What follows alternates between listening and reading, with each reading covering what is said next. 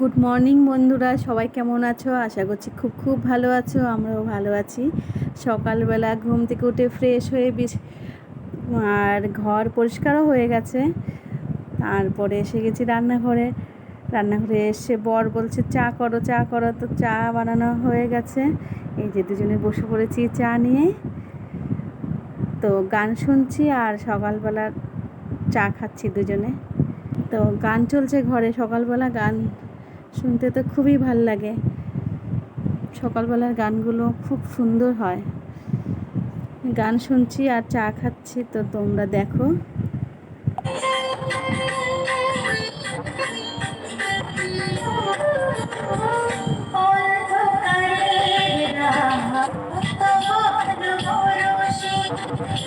দুজনে মিলে গল্প করছি যে আজকে কি রান্না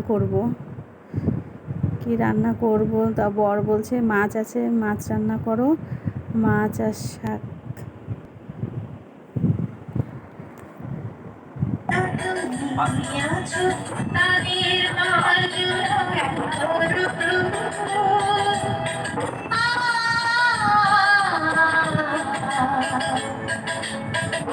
করা ছিল লক্ষ্মী বাবার জন্মদিন, যেহেতু 19শে জ্যৈষ্ঠ, তো সকাল সকাল ঠাকুর দেওয়া হয়ে গেছে।